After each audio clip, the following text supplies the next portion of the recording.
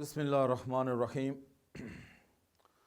रब्बिश्रह ली सदरी व यस्सिर ली अमरी वहलुल उक़दतन मिन लिसानी यफ़क़हू क़ौली।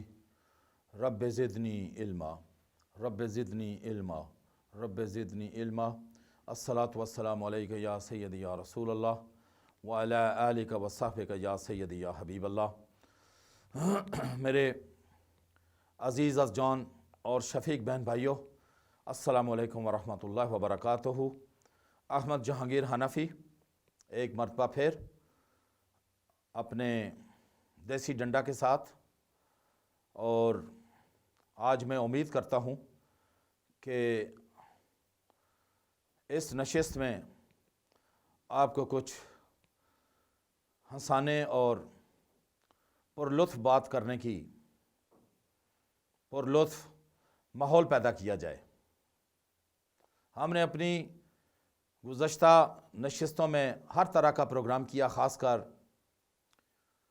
हज़रत इमाम अली मकाम अलैहिस्सलाम के हवाले से। लेकिन जैसा मैंने पहले एक नशिस्त में कहा था कि अभी तक मैं अपने मकसद को, जो मकसद की बात है, उस तक मैं नहीं पहुंच पाया हूं, लेकिन मैं उसकी तरफ रवां दवा हूं। बस आप समझें कि मैं पहुंचा के पहुंचा, और वो बातें जो मेरे सीने में तलातम खेस तूफ़ान बर्पा किए हुए हैं, वो मैं अपने प्यारे दोस्तों और भाइयों तक ज़रूर पहुंचाऊंगा। आज एक मज़े की बात, मेरे हाथ में आपने हमेशा ये तकरीबन 1.5 मीटर का डंडा देखते हैं, जिसको हम देसी डंडा कहते हैं। देखने में बज़ाहिर तो ये एक डंडा है, लेकिन इसकी तारीख बड़ी दिलचस्प है। जनाब आदम अलैहिस्सलाम से लेकर जितने भी वो पाक हस्तियां हमें जिनका जिक्र मिलता है और जिनका जिक्र नहीं हुआ, अल्लाह पाक ने अपनी किसी मसलियत और हिकमत के तहत उन बड़ी बड़ी हस्तियों और मोहतरम हस्तियों का जिक्र नहीं किया। उनके यहाँ भी डंडा हाथ में लेने की रवायत हमें मिलती है, लेकिन जो वाज़े कुरान शरीफ से हमें डंडे की दास्तान मिलती है, वो जनाब मूसा अलैहिस्सलाम और हज़रत जनाब दाऊद अलैहिस्सलाम से साबित है। तो हज़रत मूसा अलैहिस्सलाम जब पहुँचे एक मकाम बाला पर, यानी कोई तूर पर पहुँचे, तो वहाँ तक जाते हुए भी आपने जो डंडा था साथ लिया था, तो सवाल किया गया कि ये मूसा तुम्हारे हाथ में क्या है? तो अल्लाह पाक तो जानते थे कि इसके हाथ में एक सोटा है, इसके हाथ में एक डंडा है, और यकीनी तौर पर ये अपने मसरफ में लाता है, लेकिन हुज्जत कायम कर दी कि मूसा आपके हाथ में ये क्या है? अर्ज़ की इलाही बारे इला, ये मेरा आसा है। अच्छा, तो इससे करते क्या हैं? अर्ज़ की या अल्लाह, मैं इससे बहुत सारे काम कर लेता हूँ। मैं इससे भेड़ बकरियां और ये जो रास्ते में कांटे वगैरह हैं या झाड़ियां हैं, उनको रास्ते से हटाना, और अपनी भेड़ बकरियों के लिए अपना कोई बरगोबार, पत्ते, टहनियाँ उतारता हूँ। तो अल्लाह पाक ने फरमाया कि मूसा आज नहीं, ज़रा आज आपको दिखाते हैं, इस डंडे का तिलिस्म दिखाते हैं जो आपके हाथ में है। इस डंडे की आज जो है हुज्जत कायम करते हैं, ज़रा इसको ज़मीन पर रखिए। तो कुरान शरीफ में आता है कि जब आपने आसा को ज़मीन पर रखा तो वो एक बहुत बड़ा अजदहा बन गया। तो हज़रत मूसा अलैहिस्सलाम कुछ सरासीमा हो गए, कहा कि नहीं, आप डरिए नहीं, ये आपको अता किया जाने वाला ये जो आसा है, ये एक मोजे की सूरत में अता किया गया है। उसके बाद ये डंडा चलता रहा, और ये डंडा सफ़र करते करते तारीख के मुख्तलिफ अदवार तय करते करते आज हमारे दरमियान ये मौजूद है। तो मैंने इस डंडे को क्यों अलामत के तौर पर और एक इस्तारा के तौर पर, हालांकि बज़ाहिर इसमें आजकल इसका इस्तेमाल तकरीबन ناپید ہو چکا ہے.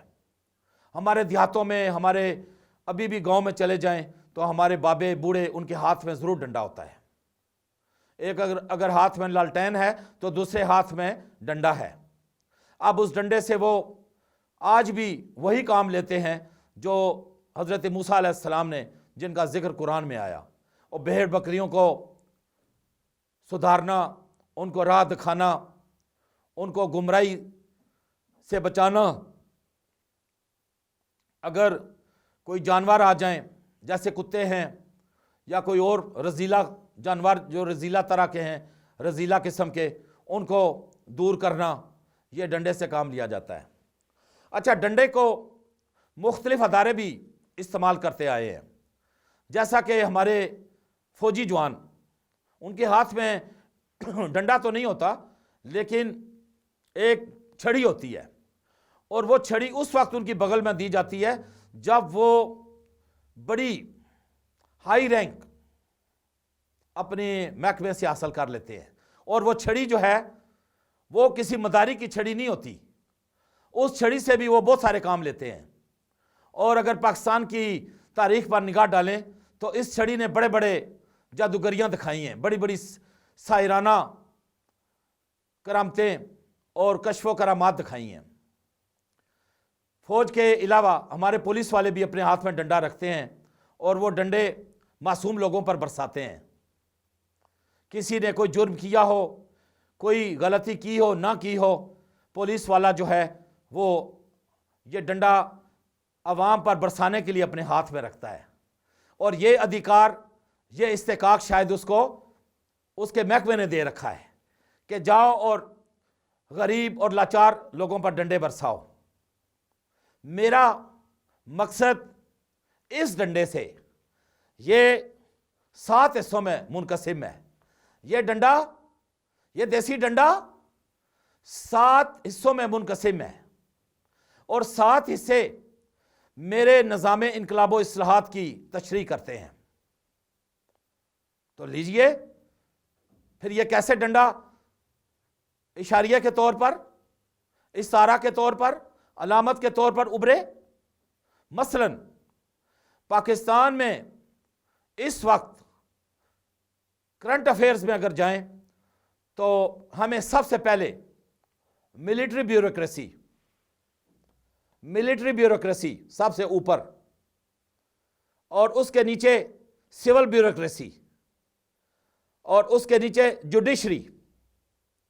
یہ میں نے کوئی دانستن 7 حصوں میں بنایا ہوا ڈنڈا نہیں لیا، یہ قدرتی طور پر میرے ہاتھ میں آ گیا.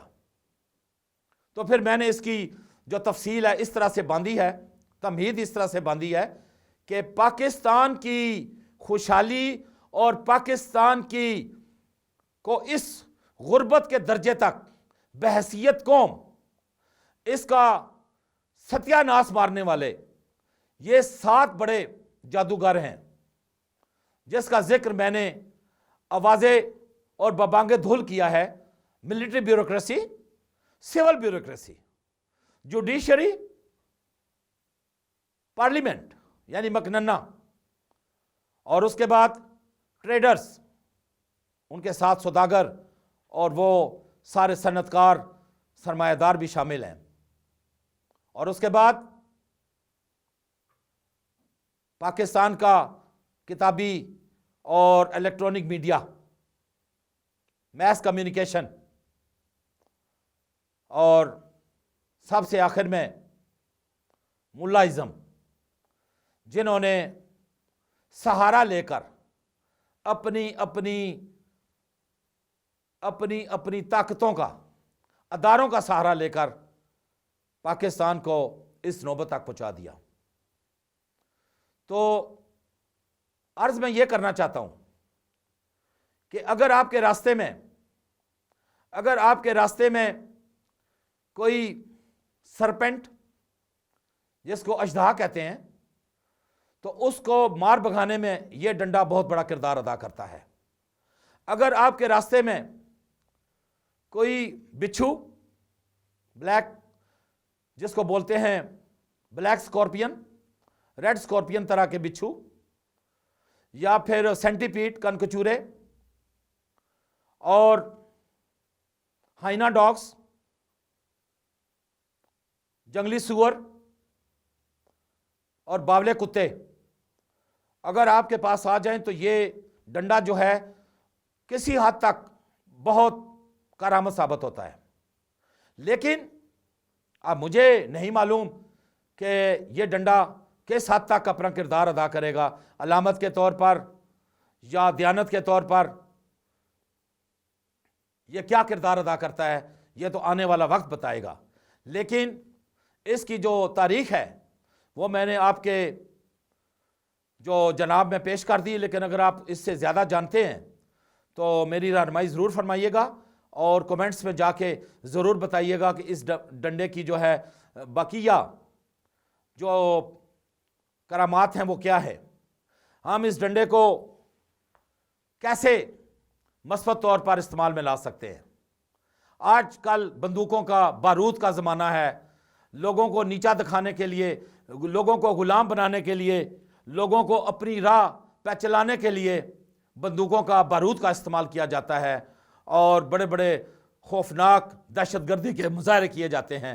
لیکن اللہ کے فضل و کرم سے ہمارا یہ دیسی ڈنڈا اس طرح کے کوئی خدا نخواستہ کسی قسم کی کوئی تدبیر نہیں رکھتا. یہ اللہ کے فضل سے ایک علامت کے طور پر چلتا رہے گا اور ان باغی لوگوں کو راہ راست پر لانے کے لیے یہ اپنا کردار ادا کرتا رہے گا. یہ جہاں بھی جائیں گے یہ دیسی ڈنڈا علامت کے طور پر، ایک سمبل کے طور پر رہے گا. تو چلتے ہیں ذرا پھر طلوع اسلام کی طرف. ہمارے علامہ اقبال کیا کہتے ہیں؟ میں نے تو کہہ دیا تھا کہ قرآن شریف کی آیات رسول اللہ پہ درود و سلام بھیجنے کے بعد اگر کسی گفتگو کو مکمل ہونا ہو تو وہ پھر علامہ اقبال کے پاک کلام سے، ان کے اشعار پہ بات ختم ہونی چاہیے. تو پھر ہم بھی اسی سے بات کو ختم کرتے ہیں. کہتے ہیں کہ تمیز بندہ و آقا، تمیز بندہ و آقا فساد آدمیت ہے. یہ بھی طلوع اسلام سے ہی ہے. تمیز بندہ و آقا فساد آدمیت ہے. خضر ہے والا خضر، اے چیرو دستاں سخت ہیں فطرت کی تعزیریں. حقیقت ایک ہے، حقیقت پوری جو کائنات ہے وہ ایک ہے. حقیقت ایک ہے، ہر شے کی خاکی ہو کہ نوری ہو، لہو خورشید کا ٹپکے، لہو خورشید کا ٹپکے اگر ذرے کا دل چیرے. تو یہ وہ تھیری ہے جو بہت سال بعد جو اپنا آئنسٹائن ہے وہ اس کو ثابت کرتا ہے کہ جو ذرہ ہے اس کے اندر کتنی طاقت اور کتنی قوت موجود ہے. علامہ اقبال 85 سال پہلے ہی اس کی ہمیں پریڈکشن دے دیتے ہیں کہ لہو خورشید کا ٹپکے اگر ذرے کا دل چیریں. جہاد زندگانی میں ہے مردوں کی شمشیریں، جہاد زندگانی میں ہیں یقین محکم عمل پہ ہم محبت فاتح عالم. اور یہ اس نشست کا آخری شعر ہے، گو کہ یہ سلسلہ چلتا رہے گا. یقین محکم عمل پہ ہم محبت فاتح عالم، جہاد زندگانی میں ہیں مردوں کی یہ شمشیریں. اور اس کے ساتھ ہی میں اپنی گفتگو کا اور اس نشست کا اختتام کرتا ہوں. اور اگر اس میں کوئی ایسی بات جو آپ پر گراں گزرے، ناگوار گزرے تو درگزر کیجئے گا اور اپنے کومنٹس میں ہمیں یاد رکھیے گا. اللہ تعالی ہمارا حامی و ناصر ہو اور اللہ تعالی پاکستان کو خوشحالی دے. پاکستان کو اللہ تعالی مصائب سے بچائے. پاکستان کو ایک قوم کے طور پر اللہ تعالی دنیا میں اس کا نام روشن کرے. پاکستان کے لوگ خوشحال ہوں، پاکستان میں عزت اور عصمتیں ان کا تحفظ ہو، اور پاکستان ایک مثالی قوم اور ملت کے طور پر نقشہ زمین پر ابھرے۔ الصلاۃ والسلام علیکم یا سیدی یا رسول اللہ وعلی آلک و صحبک یا سیدی یا حبیب اللہ۔